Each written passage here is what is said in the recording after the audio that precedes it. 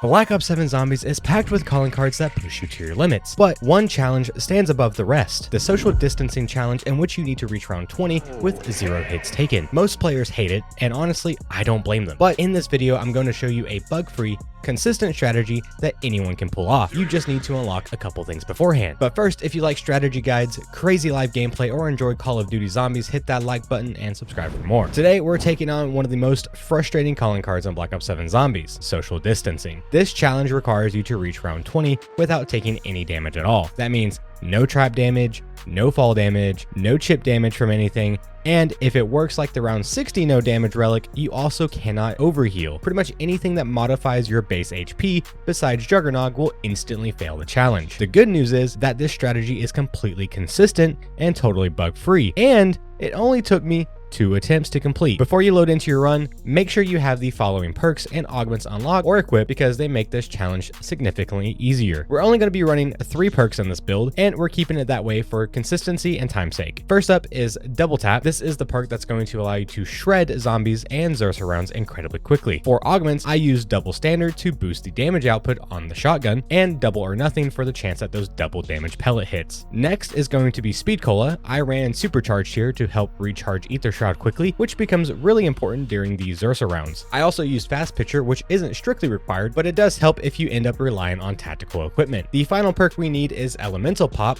and for this you want Citrus Focus so your ammo mods trigger more often, which becomes extremely important when dealing with the Xerxes. Pair that with Vulnera Bean to increase your damage against the bear, and if you have the extra miner slot, Chillberry is a nice bonus to reduce those cooldowns. Those 3 perks are all you really need. Now let's talk about your field upgrades. We're going to be swapping between 2 field upgrades throughout the run: Toxic Growth and Ether Shroud. Toxic Growth doesn't require any augments, though the extra charge is nice if you do have it, and we'll be using it early on to farm upgrades from the plants around the map. As for Ether Shroud, this is what we'll be relying on for the Xerxes kills later on.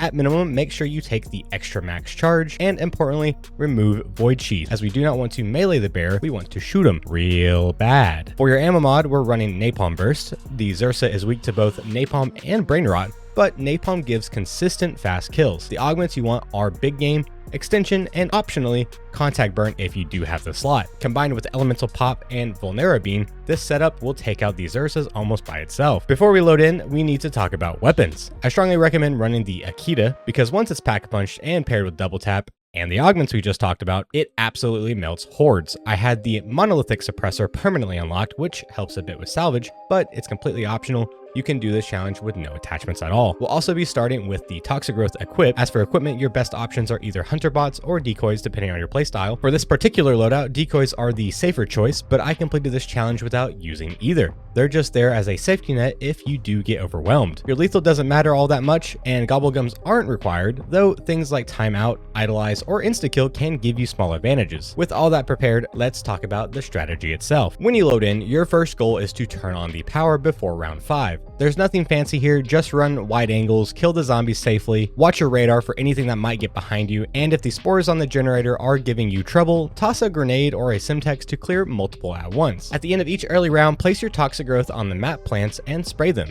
as this will give you free upgrades like Pack Punch Crystals or Ether Tools, which aren't required for the strategy but definitely make everything easier. After you turn power on, make sure you have at least 2,000 points before you reach round 5 or 6, as we want to be able to activate the Saw Trap at the start of the first Ravager round. As soon as you hear the Ravager spawn, or the screen darkens, activate it right away. You'll want to stand close enough that every Ravager gets pulled in before reaching you, but not so close that the trap will damage you. Once that first Ravager round is cleared, start building points until you can buy Double Tap. After you grab it, head over to this hay bale, and this spot allows you to do a full 360 scan of the area and immediately spot Ravagers the moment they spawn. Killing Ravagers first is critical. They are run enders. After they're down, zombies will climb up towards you and you can easily pick them off. I held this position for a few rounds until I had a Pack Punch tier 2. I also happened to pull Speed Cola for free at the end of a round, but normally you'll purchase it next because it helps you reload so zombies don't catch you off guard. At about round 11, once you've used Toxic Growth a few times and collected any free upgrades you can get from the spores, I recommend swapping to Ether Shroud so you can start building charges for the Xerxes at round 16.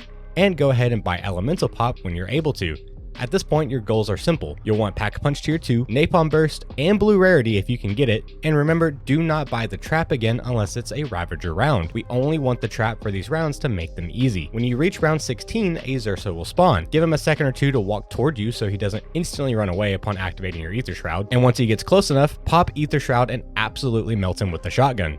After that, return to your hayball spot and continue scanning for Ravagers and zombies. If the zombies start overwhelming you, don't panic, jump over to the truck behind you and continue holding from there. If the truck gets too busy as well, move again to this metal farming tool. This strategy relies on constantly using elevation to keep zombies funneled, giving you space to kill them without taking damage. You'll likely get a second Zursa as well before round 20, so you're just going to use the second Ether Shroud the exact same way. Once you reach round 19 though, you can safely activate the trap again. It will wipe out most of the round, and you can help it along by killing zombies as they approach to speed up the spawns. Clear the remaining enemies, and when round 20 pops, you'll unlock the social distancing Dark Ops calling card. Now, if you do want an even easier version of this challenge and don't mind spinning gobblegums, you can also do this with a multiplayer setup. In that case, you're going to want to run the same strategy until round 10 to get enough points, or use something like the gift card to get 30,000, and you'll need the upgrades to be able to kill these Zursas. Once you have your upgrades, you'll be able to start rotating the timeout gobblegums between players. So if you pop a timeout, you cannot get another one until yours runs out. So the other player will activate theirs once yours has ended. Then you get a new one from the gobblegum machine and rinse and repeat until round 20.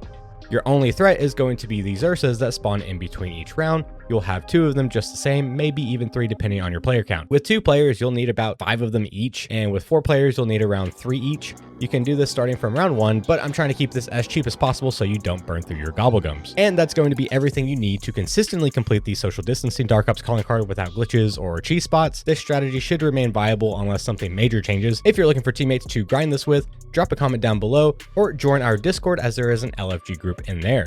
Thanks for watching, and I will see you in the next one.